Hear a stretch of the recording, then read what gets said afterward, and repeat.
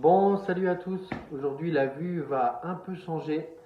Ça va plus ressembler à un vrai tuto de trompette, étant donné que je suis dans ma salle de cours au conservatoire de Bondy. Ça vous changera de la déco de ma maison. Donc, j'espère que tout le monde va bien.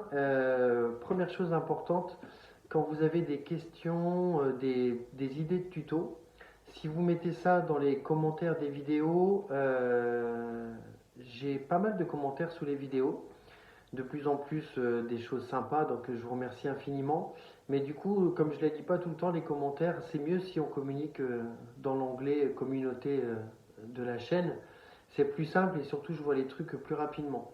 On m'a demandé plusieurs tutos. Un élève m'a dit que je ne parlais jamais de centrer les notes et de trouver les notes. Et lui, quand il doit faire quelques notes, il ne sait pas où se trouve le sol, le do. Il est un peu perdu. Donc aujourd'hui, je vais faire un tuto là-dessus. Et aussi, on m'a exprimé des difficultés à jouer les notes graves.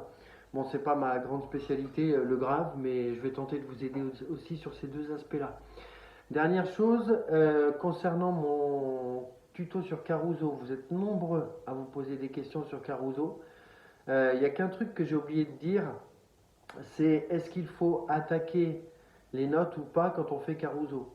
Moi, vous l'avez remarqué dans mes exemples, je pense que j'attaque les notes. Des fois, je le fais sans. En fait, le seul truc qui est important dans cette histoire, c'est que les lèvres soient hermétiquement fermées au départ de l'émission, qu'on souffle ou qu'on fasse un tu. Le principal, c'est la bonne fermeture et la bonne vibration des lèvres quand on attaque Caruso. Voilà. Alors, en ce qui concerne le tuto, quand on prend sa trompette et qu'on veut faire une note, par exemple un sol ou un do, j'ai des élèves qui me disent que pour eux c'est compliqué de savoir où se trouvent les notes. Alors pour moi, la première chose, ça ne se passe pas dans la trompette, mais ça se passe au niveau de prendre un piano ou de chanter les notes, ou alors même si vous avez une guitare, ou tout peut servir. Le principal, c'est d'avoir un instrument qui va vous indiquer les notes. Alors moi, ce que je vous conseille, c'est de prendre une appli dans votre téléphone ou dans votre iPad et de mettre un mini piano dedans. Ça fera largement l'affaire. Bon, dans ma salle de cours ici, j'ai la chance d'avoir un piano.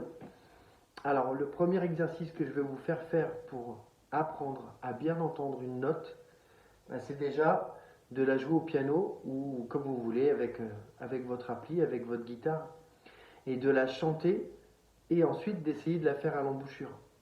Par exemple, évidemment au piano, je vais jouer un Fa pour euh, faire un sol à la trompette. La trompette étant un instrument en si bémol, elle va jouer un sol et on va entendre un Fa en ut.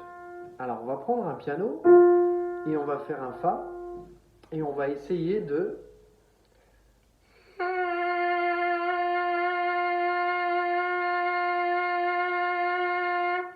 le faire à l'embouchure. On va faire la même chose avec le Do du haut, donc ça sera un Si bémol au piano.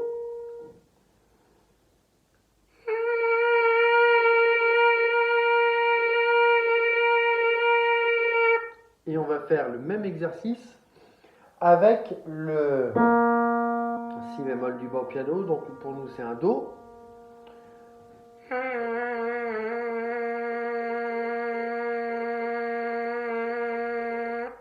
Et passez déjà du temps là-dessus. Si vraiment quand vous prenez votre trompette, vous êtes complètement paumé sur les intervalles, vraiment la première des choses c'est chanter les notes. Alors en Si B ça donne un Sol. Sol. Et bien la chanter, bien l'écouter. On la fait à l'embouchure.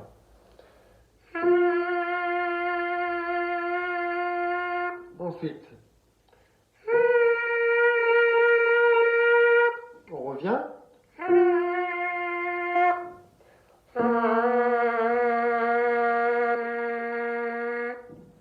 Déjà, ça, de chanter les notes avec un instrument comme le piano ou la guitare, ça va déjà être une piste pour entendre les notes. Ensuite, on peut les faire à la trompette, pareil.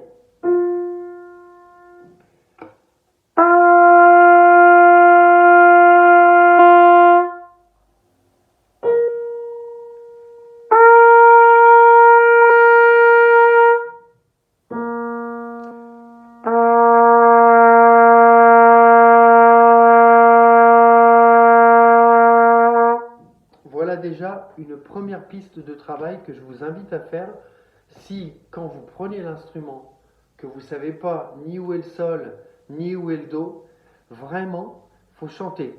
Et entraînez-vous aussi à chanter d'autres trucs, à chanter des morceaux que vous aimez bien, essayez de trouver les notes et de le chanter régulièrement. Il y a un petit jeu aussi qui est assez sympa, c'est si un membre de votre famille est dans le coin quand vous êtes en train de bosser votre trompette. C'est un truc qu'on faisait entre étudiants au conservatoire, mais qui marche vraiment. C'est que vous demandez à quelqu'un de vous dire allez, joue-moi un La, et vous faites un La. Joue-moi un Ré, joue-moi un Sol. Évidemment, c'est mieux si vous avez un piano pour contrôler les notes à côté. Mais ça peut être un jeu qui peut être rigolo aussi. Et puis une dernière piste de travail, alors vraiment moi je vous invite à chanter, chanter, chanter, chanter, chanter et vous armer d'un piano. Et je vous dis maintenant que les applis, des mini pianos gratos, il y en a partout. Donc vous prenez un mini piano sur votre téléphone, vous faites les notes, attention, le piano c'est en ut, la trompette c'est en si bé. Quand la trompette joue un sol, le piano joue un fa. Vous ne faites pas avoir le piano, lui c'est toujours une note en dessous, un ton en dessous par rapport à la trompette. Donc chanter des morceaux, je veux dire un truc bête, mais chanter la Marseillaise, chanter des airs connus, les Feuilles mortes, des airs de jazz, des airs de classiques connus, essayez de vous procurer les notes sur internet ou dans un bouquin et entraînez-vous à chanter. Plus vous allez chanter, plus vous allez faire travailler votre oreille. Donc démarrez là-dessus. Et dernière piste aussi, évidemment, je vais revenir à quoi, comme d'habitude, aux collines, parce que dans collines, il y a plein de trucs qui peuvent être intéressants aussi pour le centrage des notes. Ça, je vous l'ai déjà dit dans plusieurs tutos, mais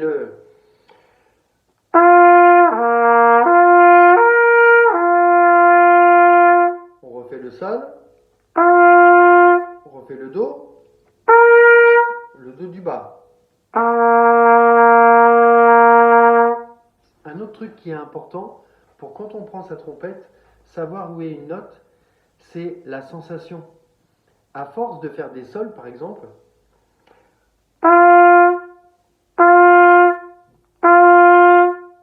le corps va s'habituer à faire ses notes et ressentir la bonne vitesse d'air, la bonne posture, le bon placement de la langue, la bonne position générale pour avoir le sol sans prise de tête.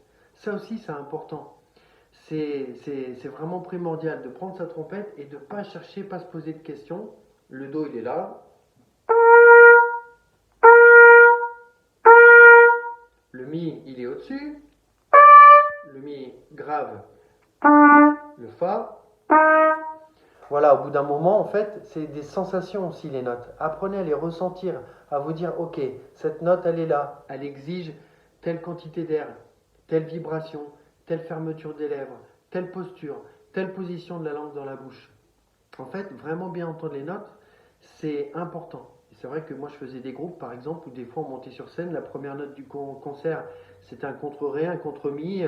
Il y avait des groupes où vraiment on attaquait très fort. Et souvent, déjà, la note, ça faisait 10 minutes que je l'avais dans la tête. Et vraiment, enfin, j'essayais d'être précis. On n'est pas parfait, mais j'essayais.